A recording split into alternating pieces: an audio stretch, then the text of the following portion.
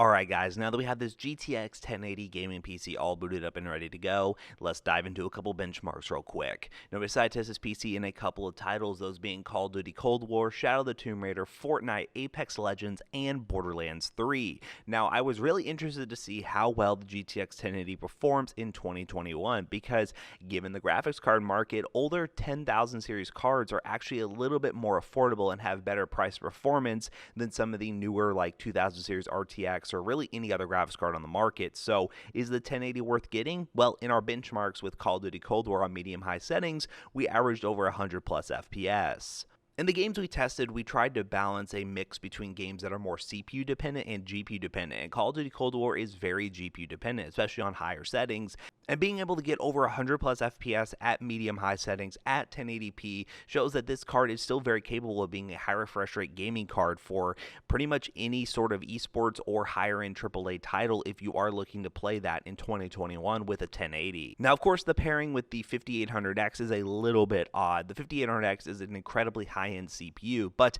I'll talk more about that later in the benchmarking section. But for being able to play Call of Duty Cold War, we got a very smooth gaming experience, and I could easily see you getting 60 plus FPS at 1440p as well with optimized settings if you're looking to stretch into 1440p. Next up, in Shadow of the Tomb Raider, using the built-in benchmark on high settings, we averaged 108 FPS. This is our AAA benchmark of choice, and again, it goes to show at 1080p, you could easily get a 60 plus FPS experience in the latest AAA titles with a GTX 1080, and that 5800X is no slouch either. It does a really good job of balancing the system out and giving it the ability to do things like content creation and live streaming and video editing, content creation, video editing, photo work, and all that sort of multi-core demanding workload. Having a high-end CPU like the 5800X can really help with that. Now, next up in Fortnite on performance mode, which is definitely a test of the 5800X, we averaged around 240 FPS. In performance mode, the FPS numbers are really all over the place. We go from 140 all the way up to like 300, 400 plus FPS.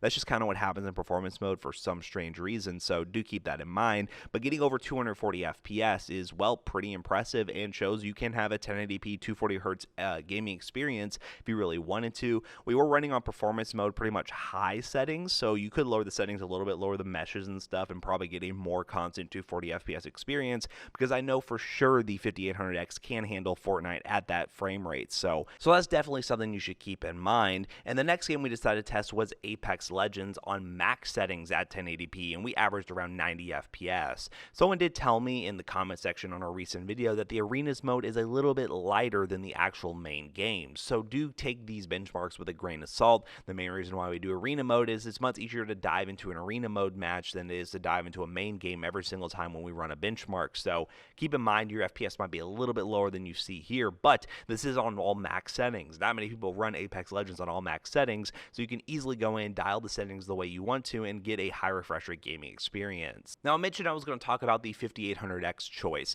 You could go with something like the 5600X, but at the time of making this video, it's really a small price difference between the 5600X and 5800X. Yes, it's still like $100, but the amount of performance and cores you're getting for the extra $100 at a build that's already at the upper price point of almost $2,000 in this current market, it just makes more sense to get a 5800X, because when you upgrade that GPU later, you don't want to have the CPU holding back that new GPU upgrade. You could easily throw in like an RTX 3080 if you wanted to in this PC build and have a very smooth, awesome gaming experience with the 5800X. So if you're somebody at home who may have a GTX 1080, know you can get away with a Ryzen 5 5600X or from Intel an i5 10400 or 11400 if you do want to save some money. But for our purpose, we figured the 5800X would make the most sense. And in the last benchmark, we tested Borderlands 3 on high settings. We got 81 FPS. In recap, this PC was really fun to build. We really wanted to test the GTX 1080 in 2021 and see if it is a still very capable card.